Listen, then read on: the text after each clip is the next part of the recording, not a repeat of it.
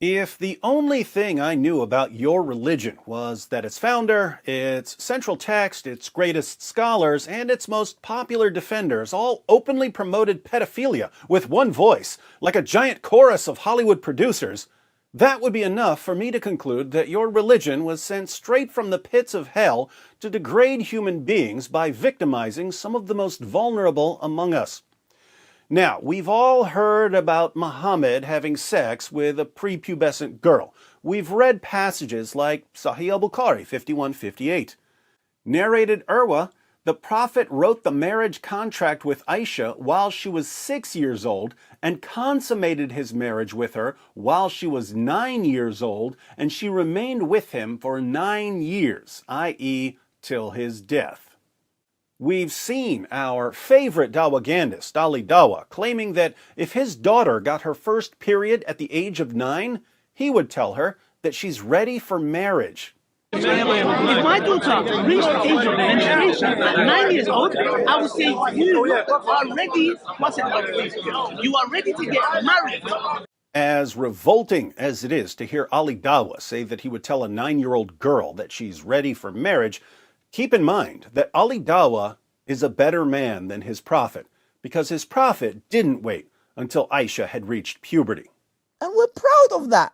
We've seen Sheikh Yasser Qadi tell Muslims to stop lying about Aisha by claiming that she was older than 9 when her prophet penetrated her with his 54-year-old penis. And oh Muslims, don't apologize for the truth and don't distort the truth. There are Muslims that try to deny this. Oh, he didn't marry Aisha as a young girl. Ya akhi, look, that's not the way forward. We don't lie for the sake of our religion. Astaghfirullah. We have the truth. We're not going to cover up the truth if people find it embarrassing. This is the reality. Deal with it. Our Prophet ﷺ married a young girl and it was fine for the time. That's right. Don't be ashamed of your prophet. Be proud of the fact that he spread the legs of a prepubescent little girl and forced his penis inside of her. And we're proud of that.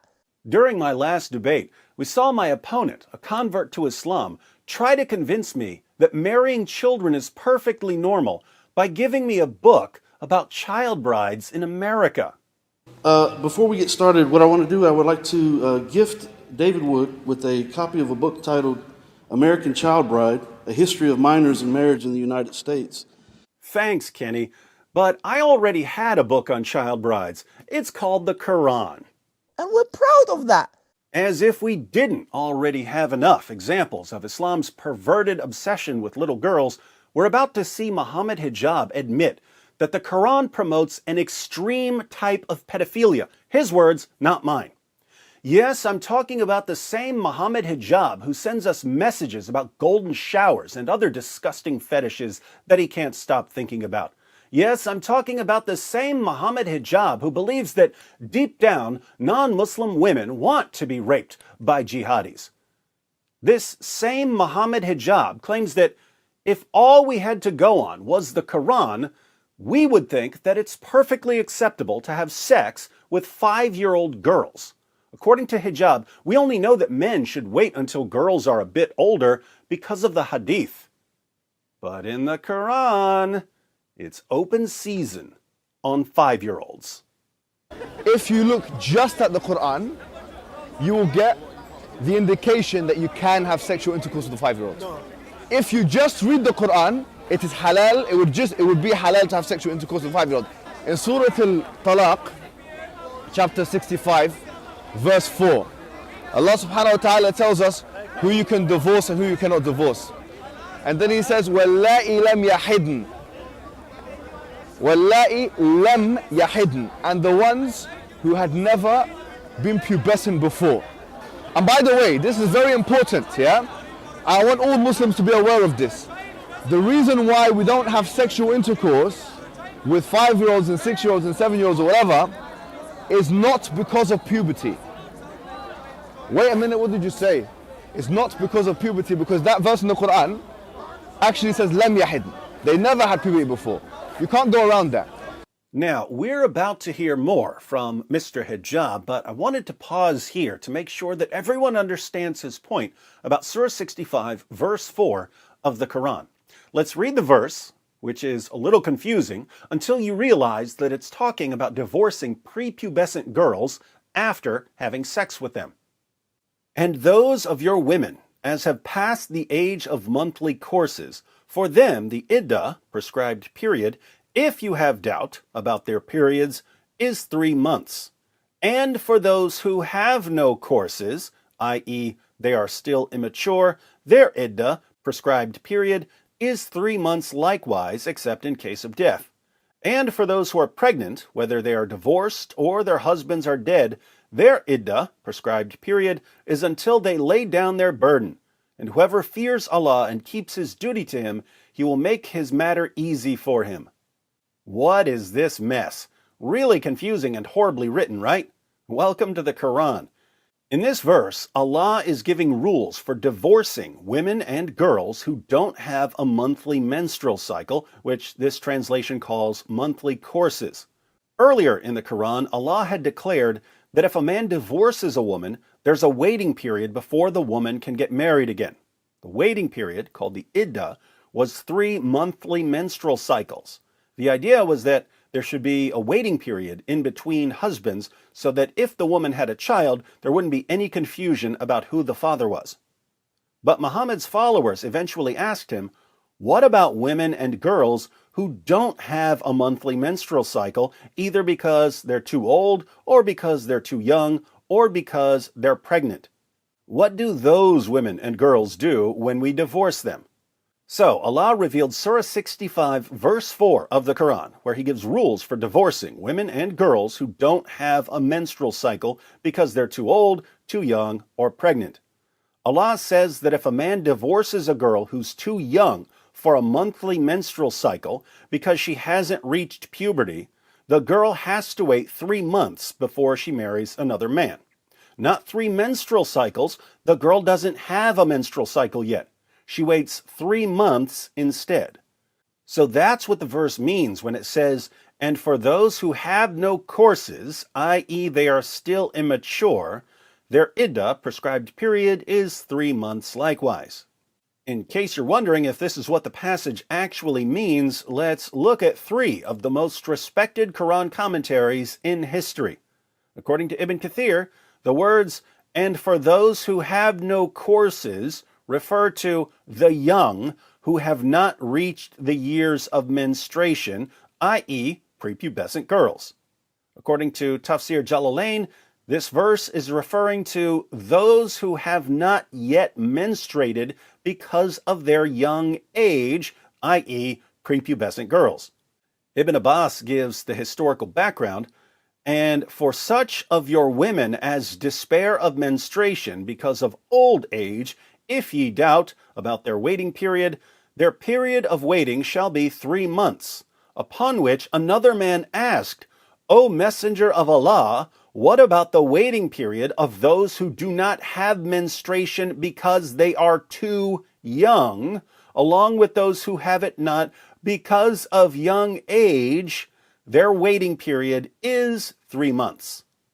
So, the historical context of this verse is that a man specifically asked Muhammad about divorcing girls who were too young to menstruate, i.e. prepubescent girls, and Allah answered that the waiting period for a prepubescent girl to remarry after her husband divorces her is 3 months.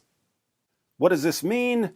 It means that, according to the Quran, a man can marry a prepubescent girl, then have sex with her, then divorce her, then pass her on to the next man who can marry her, have sex with her, and divorce her, and so on, all before the girl has ever reached puberty. Since the Quran clearly allows grown men to marry prepubescent girls, there's nothing in the Quran that would prevent a grown man from marrying and having sex with a 5-year-old girl. So, if you want to say that a man shouldn't have sex with a 5-year-old girl, if you want to say that a man should wait until the girl is 8 or 9, you have to go outside the Quran. This is the point Muhammad Hijab was making. Now, back to hijab. The Quran doesn't say anywhere in the Quran that the woman has to be pubescent. I dare you to find one verse in the Quran where it says you're not allowed to marry someone based on harm, or you're not allowed to have sexual intercourse based on harm, or you're not allowed to marry someone based on puberty. So if you're Quran alone, you're allowed to have sexual intercourse with 5-year-olds. Get me one verse in the Quran which says the woman has to be pubescent. One verse. I want one verse in the Quran from the beginning of the book to the end of the book which says that she has to be pubescent. So okay, so that makes it halal from your perspective.